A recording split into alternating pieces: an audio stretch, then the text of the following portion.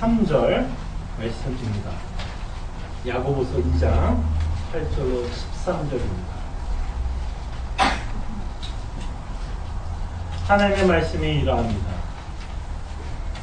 너희가 만일 성경에 기록된 대로 내 이웃을 사랑하기를 내 몸과 같이 사랑하신 최고의 법을 지키면 잘하는 것이거니와 만일 너희가 사람을 차별하여 대하면 죄를 짓는 것이니 율법이 너희를 범법자로 정죄하리라.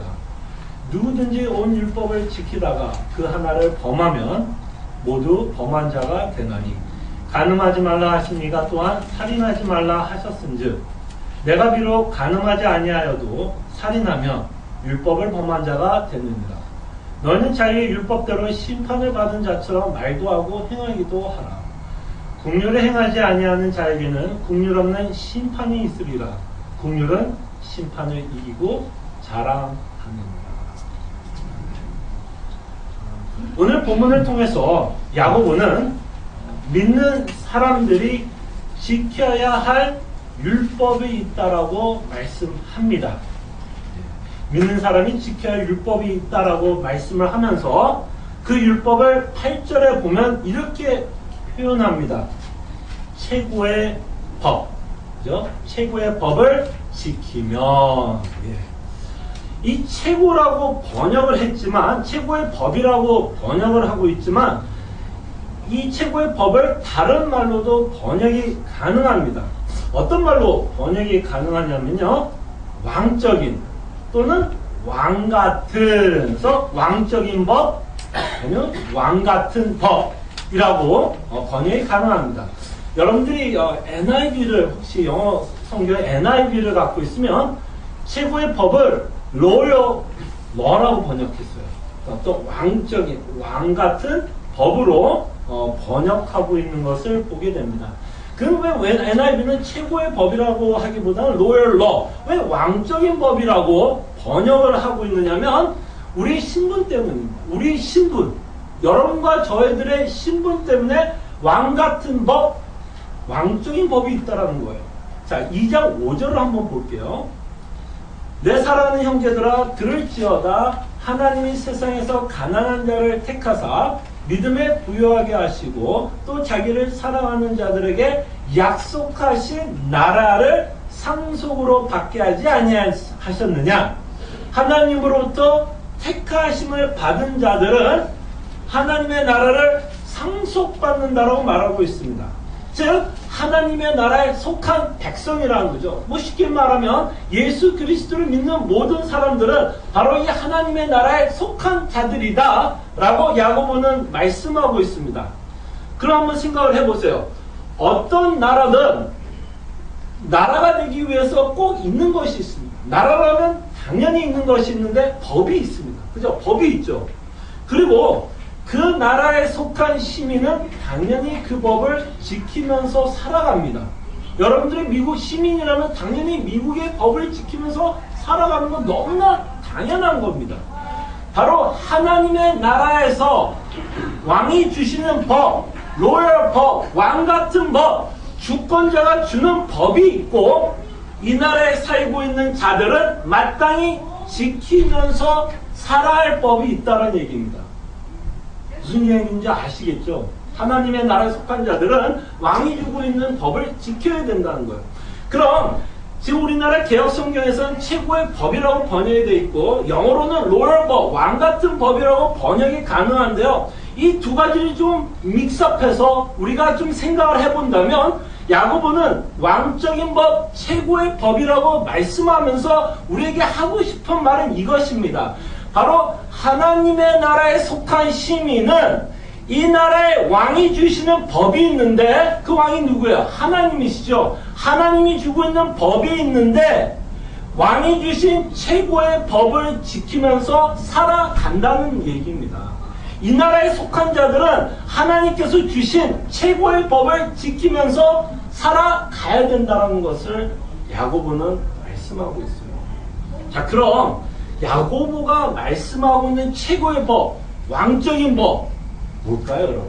최고의 법, 하나님의 백성으로서 지켜야 될 최고의 법을 야고보는 8절에서 명확하게 말씀하고 있습니다. 내 이웃 사랑하기를 내 몸과 같이 하라. 이것이 바로 하나님 나라에서 주는 최고의 법, 하나님의 백성이 지켜야 할 최고의 율법이라고 말씀합니다. 이것은 야고보가 처음 말씀한 거 아니죠. 야고보는 사실 누구를 인용한 것뿐이에요. 예수님이 인용한 것뿐입니다. 벌써 예수님이 율법을, 지금 인간 하나님의 백성으로서 지켜야 할 율법을 두 가지를 요약하고 있고, 그 중에 하나가 이 말씀 아니에요. 내 이웃 사랑하기를 내 몸과 같이 하라. 바로 예수님 말씀했던 최고의 율법, 왕이신 예수님이 주신 왕적인 율법을 야고보가 저희들에게 말씀을 하고, 이것을 뭐 하라는 얘기예요? 당연히 지키라는 겁니다. 하나님의 백성이라면 당연히 지킬 것을 말합니다. 그럼 여러분 혹시 이런 거 많이 고민하시죠? 하나님이 가장 기뻐하는 자는 누굴까? 하나님이 가장 이뻐하는 자는 누굴까? 어떤 자일까요? 너무나 당연하지. 이 말씀 통해서 너무나 명백한 거 아니에요? 하나님이 기뻐하는 자는 어떤 자이냐? 바로 이 최고의 법을 지키고 있는 자가 바로 하나님이 기뻐하는 자 아닙니까? 그래서 8절에 보면 뭐라 그래요, 야고보가? 이것을 지키면 뭐 한다고요? 잘한다. 예, 이것을 지키면 너희들이 참 잘한다. 칭찬하고 있다는 것을 보게 됩니다. 하나님이 가장 기뻐하는 자의 모습은 바로 예수 그리스도께서 주신 최고의 율법, 내 이웃을 사랑하기를 내 몸과 같이 하는 이 율법을 지키는 자가 바로 하나님 보시기에도 잘하고 칭찬 받는 자라는 것입니다. 혹시 우리 중에 신앙생활을 너무 협소하게 생각하는 분들이 있을 것 같아서 말씀을 드리는데요. 나는 성경을 읽고 있어. 나는 기도 생활을 열심히 하고 있어. 나는 예배 빠지지 않고 매주 와서 예배하고 있어. 나는 뭐 주일학교 선생님이야. 나는 교회에서도 봉사 잘해. 여러분들이 이렇게 생각하는 것이 하나님께 분명히 순종하는 거 맞습니다. 이렇게 하는 게 하나님께 순종하는데, 자, 이 예를 들어서 여러분에게 말씀드리고 싶은 건 뭐냐면, 여기서 만족하면 안 됩니다. 여기서만 만족하면 안 돼요. 지금 예수님은 뭐라 그래요? 야고보는 뭐라 그럽니까? 우리의 종교 생활의 끝이 아니라는 거예요. 하나님께서는 우리를 도전합니다. 표시합니다. 정말 너희들이 칭찬받고 싶으냐? 제가 여러분에게 예를 들었던 것 당연히 해야 되는 것과 함께, 여기서 끝나는 것이 아니라 내 이웃을 내 자신과 같이 사랑하라는 것까지 가셔야 됩니다. 여기까지 가셔야 돼요. 왜냐? 이것이 바로 하나님의 나라의 최고의 법이기 때문에. 하나님 나라의 최고의 법. 자, 근데 왜 야고보는 뜬금없이 최고의 법을 소개하고 있을까요? 왜 내 이웃을 내 자신과 같이 사랑하라고 하는 이 최고의 법을 왜 뜬금없이 오늘 우리가 보고 있는 이 본문에서 살펴보고 있느냐면, 사실 지난주에 저희가 살펴봤던 본문과 연결이 되고 있기 때문에. 연결이 되고 있어요. 자, 최고의 법의 반대말은 뭘까요? 하나님의 최고의 법을 지키지 못하고 있는 모습, 반대말은 뭐냐면 차별이라는 거예요. 차별. 여러분들이 인간들을 차별하고 있을 때 바로 이 법을 어기고 있다라고 지금 야고보는 말씀하고 싶은 거예요. 바로 차별은 이웃 사랑을 역행하는 것이라고 야고보는 말씀합니다. 구절을 보니까 만일 너희가 사람을 차별하여 대하면, 그죠? 죄를 짓는 것이니 율법이 너희를 범법자로 정죄하느니라. 그래서 이렇게 차별하는 것이 바로 하나님께서 주신 최고의 율법, 법을 어기고 있는 모습이라고 야고보는 말씀하고 있고, 범법자로 정죄받기에 합당한 자라고 말씀합니다.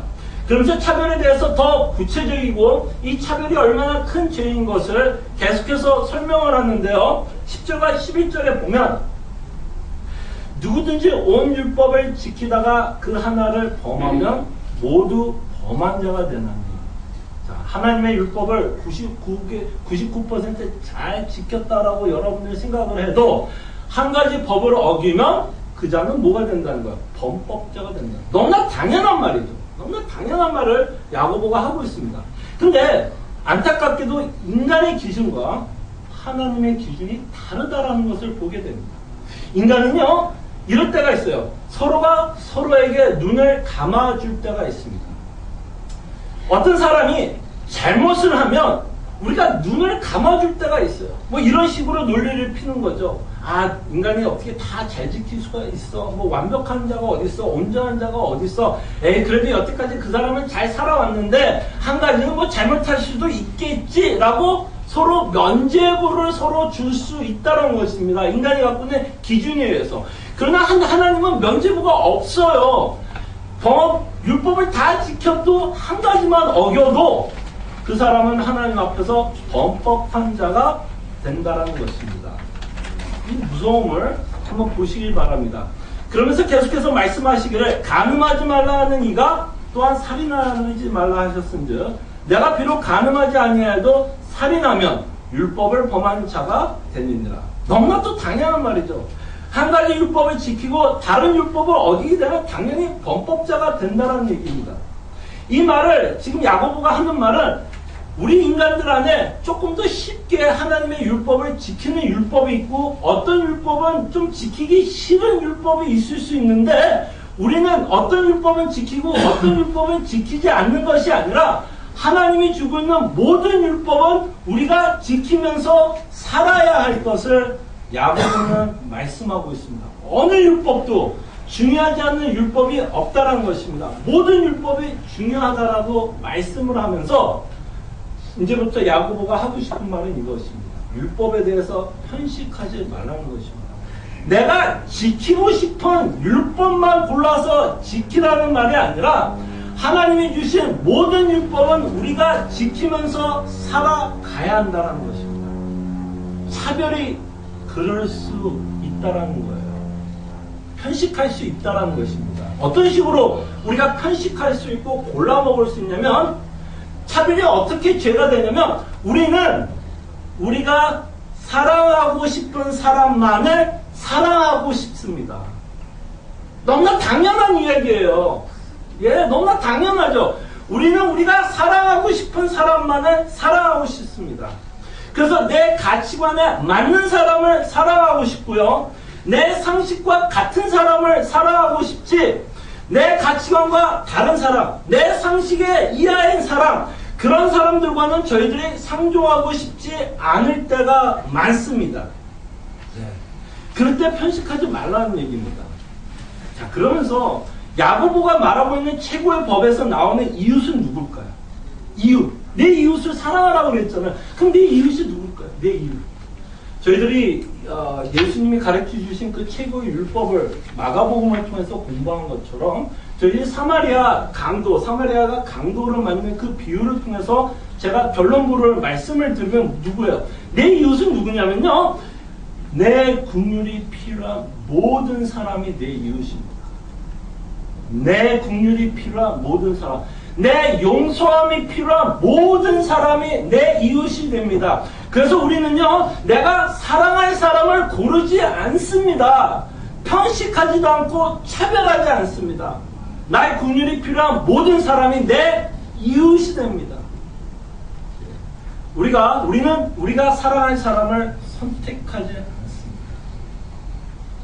벌써 우리가 선택하고 있다면 우리는 벌써 차별하고 있다는 얘기예요.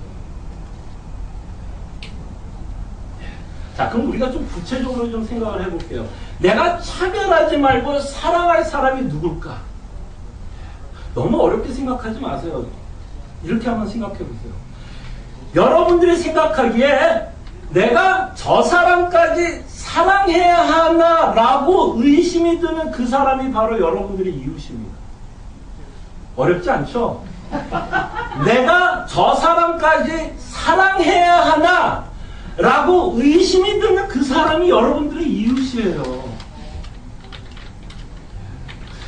여러분들이 어떻게 하든 마음속에 합리화하고 정당화해서 저 사람은 나의 긍휼을 받을 자격이 없다라고 생각하는 사람, 나의 용서를 받을 자격이 없다라고 하는 사람, 내가 어떤 이유로 돼도 나는 저 사람을 미워할 정당한 이유를 많이 갖고 있으면 갖고 있을수록 그 사람이 여러분들의 이웃입니다. 피해가지 마십시오. 여러분들의 긍휼이 필요한 모든 사람들이 여러분들의 이웃입니다. 그 사람을 미워할 이유를 많이 찾으면 찾을수록 그 사람들이 여러분들의 뭐가 필요한 자들이에요? 긍휼이 필요한 자들. 여러분들의 용서하심이 필요한 자들. 바로 그 사람들이 여러분들의 이웃이에요. 괜히 불편한 사람, 그 사람이 여러분들의 이웃이 됩니다. 그래서 기억하십시오. 여러분과 저희는 심판자가 아닙니다. 골라먹는 자들이 아니라 나는 저 사람 좋아 해서 저 사람은 내가 사랑하고, 나 저 사람은 어떤 이유든 싫어 그래서 저 사람은 내가 미워하고. 아니요, 우리는 우리의 기준으로 심판하는 자가 아니라 여러분과 저의 임무는 사랑입니다. 사랑. 무겁죠? 여러분들 표정을 보니까 무거운 거는 말씀 제대로 전해지고 있는 거예요. 무거워야 돼요. 무거워야 됩니다. 그럼 이렇게 이웃을 사랑하기 위해서는 우리가 어디로 돌아가야 되냐면요, 복음으로 돌아가야 돼요. 안 돼요. 어떤 이유든 간에 우리 마음속에 그 사람에 대한 어떤 미움이 들어가기 시작하면요, 아무리 내 자신을 세뇌시켜도 그 사람을 사랑하기는 너무나 어렵습니다. 우리가 한번 마음이 강팍해지고 우리가 한번 상처를 받으면요, 우리의 마음을 돌이킨다는 게 너무나 어려워요. 그래서 야고보는요, 이 최고의 법을 주면서 이 법을 지키기 위해서 우리를 설득합니다. 어떻게 설득하느냐? 복음으로 설득합니다. 복음으로. 이 복음이 설득돼야지, 주님께서 베푸신 은혜와 사랑이 여러분 마음속에 설득돼야만 이 법을 지킬 수 있다는 얘기예요. 그래서 12절을 보니까 복음을 선포합니다. 너희는 자유의 율법대로 심판받을 자처럼 말도 하고 행하기도 하라. 여러분들이 아마 야고보서를 읽어보시면 좀 생소할 거예요. 표현들이 굉장히 생소합니다. 우리가 별로 잘 쓰는 언어들이 아니죠. 뭐 자유의 율법대로 뭐 이런 단어들을 우리 별로 안 쓰지 않아요. 그래서 우리가 조금 생소할 수 있는데요. 자유의 율법이라고 말하고 있는 이 표현을 통해서 야고보는 저희들에게 두 가지 중요한 복음을 전한다라고 생각이 듭니다. 어떤 복음을 저희들에게 전하고 있느냐면요, 그리스도의 구원으로 말미암아 율법이 요구하는 정죄에서 벗어났기 때문에 우리에게 자유롭게 되었다라는 복음을 선포합니다. 이미 예수 그리스도 때문에 우리가 예수 그리스도와 함께 심판을 받았기 때문에 이제는 자유롭게 되었다라는 거예요. 자유롭게 되었다. 정죄함이 없다라는 거예요. 자, 이것을 여러분과 제가 뼛속 깊이 좀 기억하셨으면 좋겠어요. 이거 굉장히 어렵습니다. 말로는 우리가 아멘하고 믿지만 실질적으로 이거를 믿는다라는 게 우리 자존심에 허락하지 않는데요. 여러분과 제가 정말 기억해야 될 것, 하나님께서 우리에게 자유함을 주기 위해서 하나님도 우리를 차별하지 않았다는 걸 기억해 주시기 바랍니다. 하나님이요, 우리가 원수 되었을 때, 하나님이 우리가 연약할 때, 우리가 죄인 되었을 때 하나님이 차별하지 않았습니다. 하나님이 우리와 같이 차별했다라면 하나님은 어떻게 하셨을까요? 다 심판했겠죠. 공의대로 다 심판했겠죠. 그러나 하나님은 우리를 뭐라고 생각한 거예요?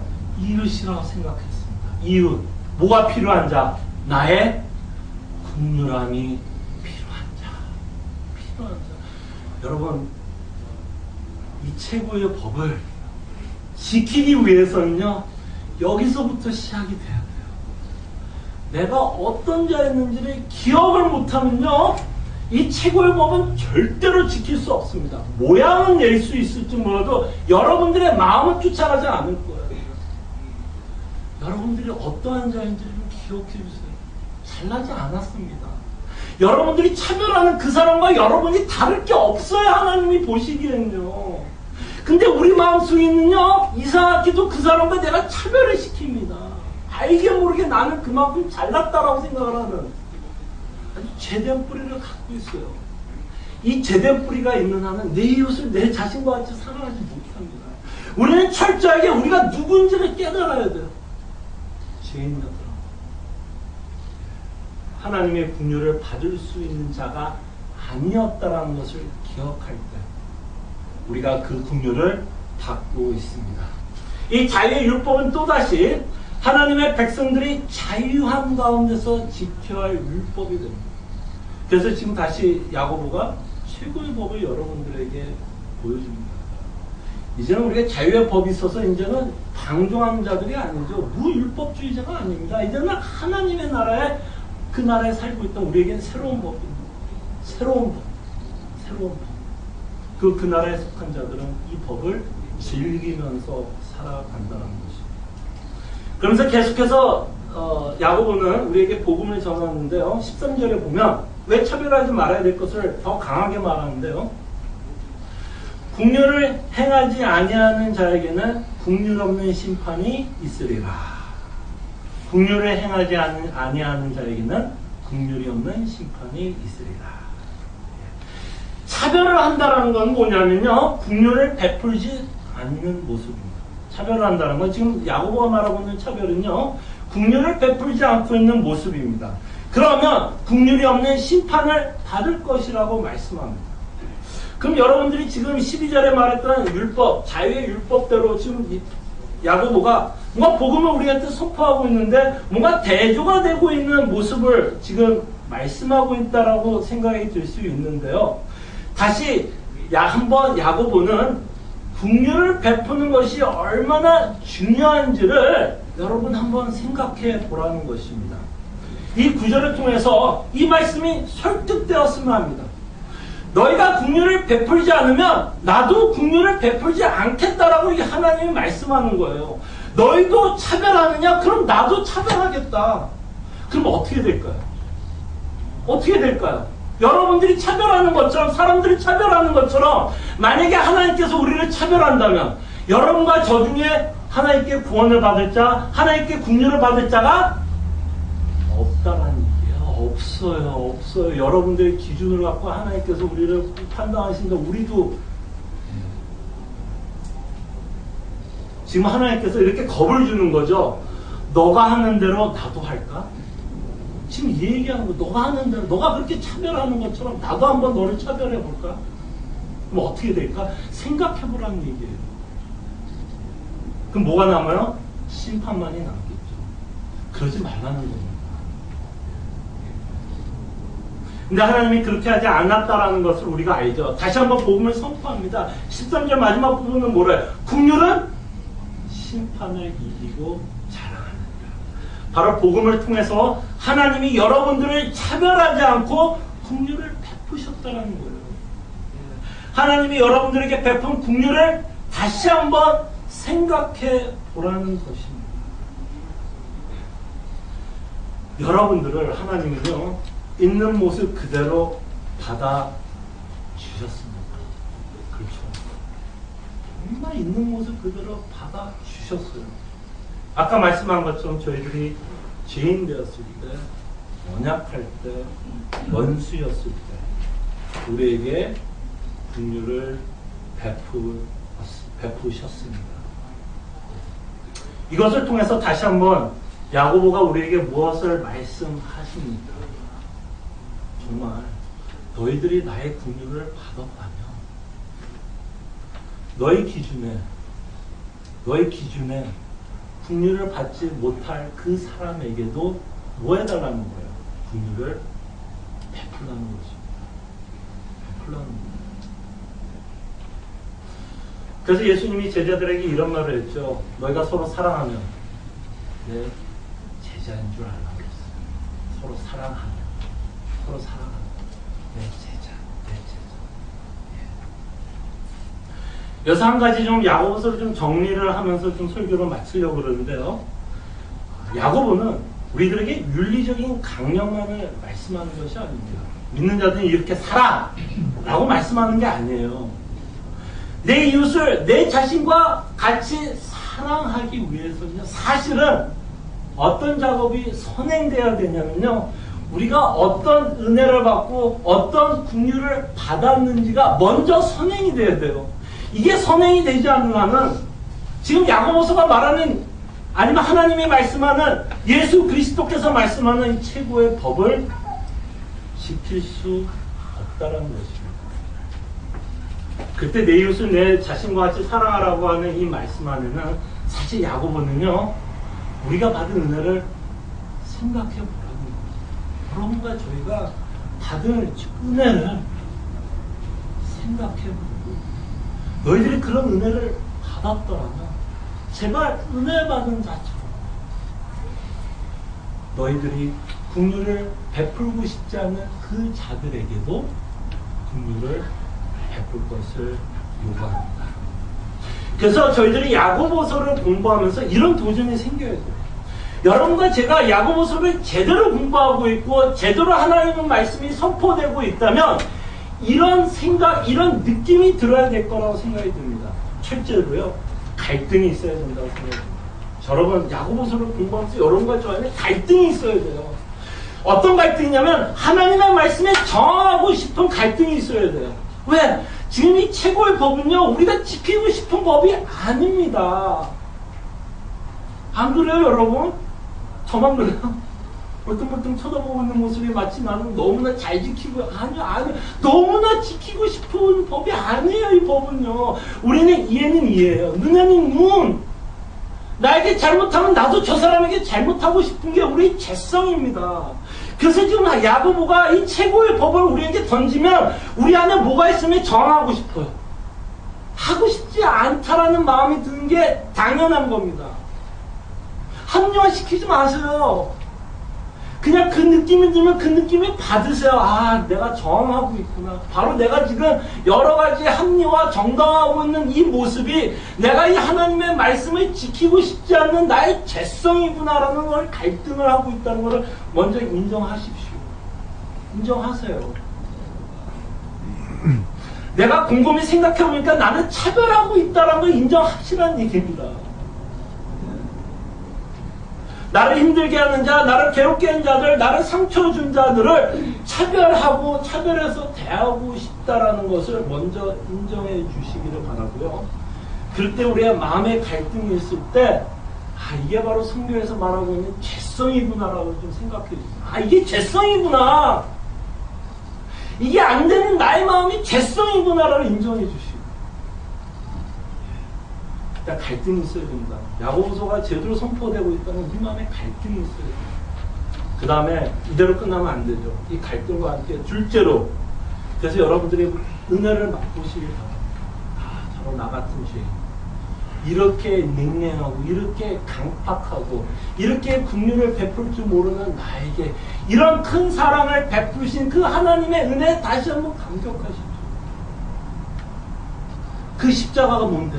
정말 나 같은 죄인을 위해서 인간이 무엇이건데 하나님께서 당신이 가장 아끼는 예수 그리스도를 저희를 나를 위해서 주었는데, 지금 야고보가 말하는 자유의 율법으로 이미 우리가 심판을 받았다는 것, 긍휼이 심판을 이긴다는 것, 그런 말미암아 내가 비록 지금 최고의 법을 지키지 않고 있지만 내가 정죄함이 없다는 것을 깨닫고 주님께 기뻐하십시오.